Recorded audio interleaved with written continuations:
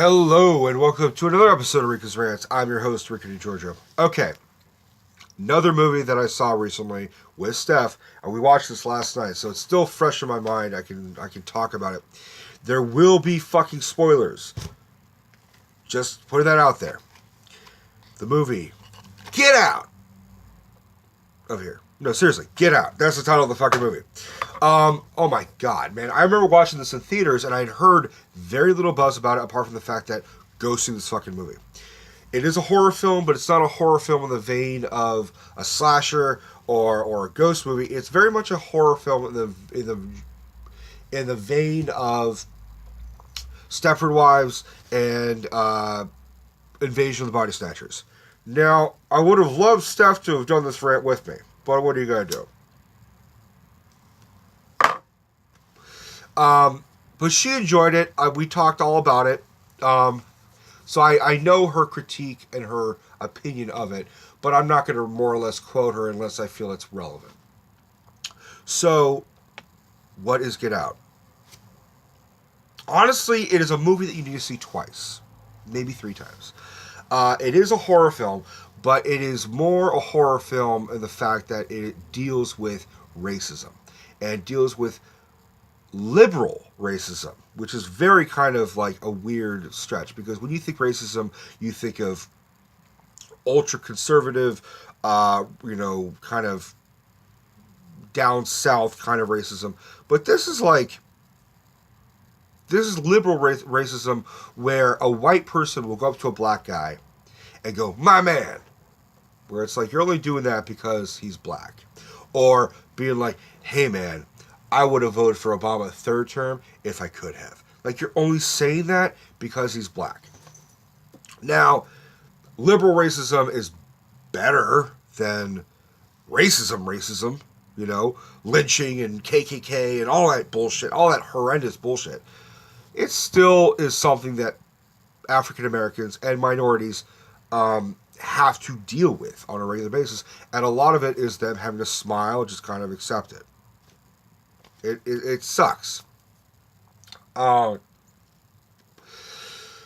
the basic premise is this young black guy who's a photographer, and he's young man. He's 26, my age, and he is dating a white woman, and the woman is Allison Williams, played from the show Girls, as well as the fucking dumpster fire NBC Peter Pan, or I think it's NBC, the Peter Pan production that I talked about a couple episodes back, where Christopher Walken plays Captain Hook.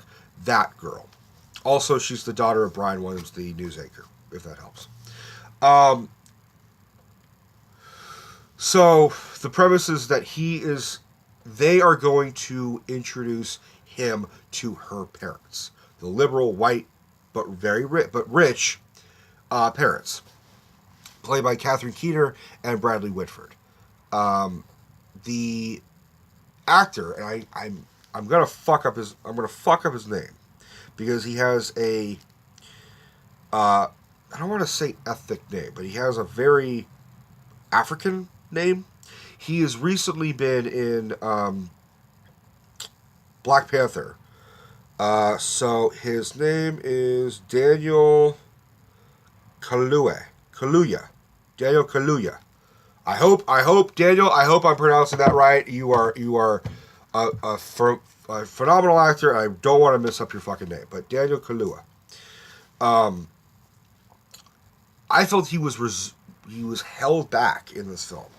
Not to say it was bad, but he could have gone more, because a lot of the film is awkwardness. So they get to the house, big fucking house out in the middle of the country, out in the middle of nowhere. On the way there, they hit a deer. And you can see it affects him. The deer is laying on the side of the road and dying and moaning. And he just kind of stands still and stares at it. And you can tell it's not just, oh, it's sad that the animal's dying. This hits him on a real fucked up level.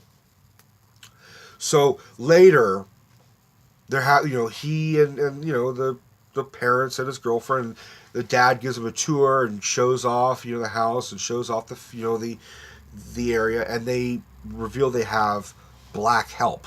They have, black servants, and this is 2017. So it's a little kind of like, and the father, he was like, I know it's uncomfortable.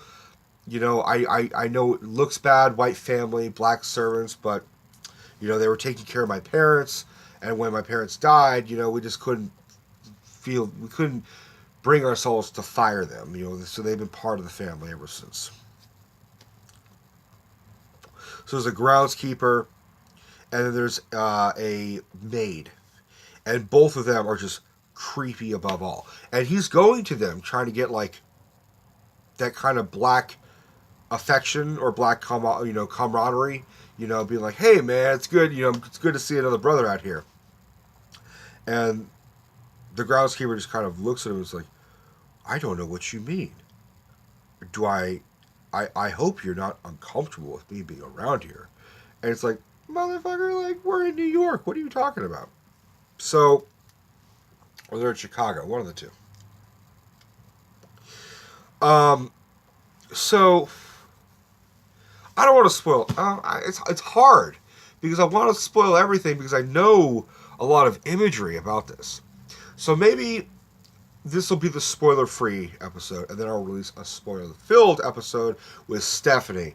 That's what I'm going to do. This is a spoiler-free one. So, now that I know that going in, spoiler-free, this, I can't say fucking anything. All I could say is that it deals with race, and it is very tension-building, and it's very, oh shit, I just dropped my cigarette. It is very suspenseful. And the best thing about this is not... The actors are great. Catherine Keener in particular is really creepy. It is... I give it all to Jordan Peele. Jordan Peele is a comedic writer and actor and impersonator. He is known for doing impressions with his comedy partner, Michael Keegan Key. So they're the comedy team of Key and Peele. They did the movie Keanu together, and they were on Mad TV, and then they had their own sketch show, Key and Peele, which Dave Chappelle said was basically my show. Meaning his show, not my show. The first-time director as a horror film, and it is just... I am all for comedic actors, writers, directors branching out and trying the horror genre, because there's a lot of humor in horror. And, I haven't seen the new A Quiet Place film with John Krasinski, written and directed by John Krasinski. All I've heard is amazing things. I'm looking forward to seeing that, because someone like Kevin Smith doing Red State was a fucking bold leap, and it worked really well. It worked semi-well in Tusk, and in my own opinion, despite the fact that I got the fucking DVD autographed, Yoga Hosers wasn't really... I didn't feel... It wasn't horror to me. But I'm all for these comedians making horror films. I want to see more of it. It'd be like the equivalent of Mike Myers making a fucking horror film. I'd be curious to see that. How awesome would it be if Mike Myers made a Halloween film? Mike Myers making a movie with Michael Myers.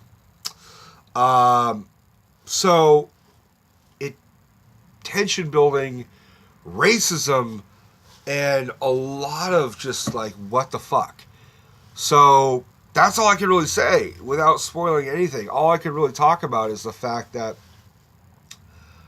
if I wasn't giving Steph all of the background information and all the subtleties and all the Easter eggs of the film, she'd have to watch it twice to really kind of like see all the symbology that Jordan Peele had planted. And I'll talk about that when I manage to rope her in to do another episode. I got one more coming, but I have to finish the movie. And then tomorrow, CJ and I are going to try and record an episode for Pot Askew, and that's Twitter at Pot Askew. You can follow me on Twitter at Rants Rico and CJ at M_Blade. We're going to try and record an episode tomorrow. Hopefully it goes through. Hopefully we got some editing going on. We're going to be launching a lot of social media pretty soon, so stay tuned for that. Hope you guys have a nice fucking day. Bye, guys.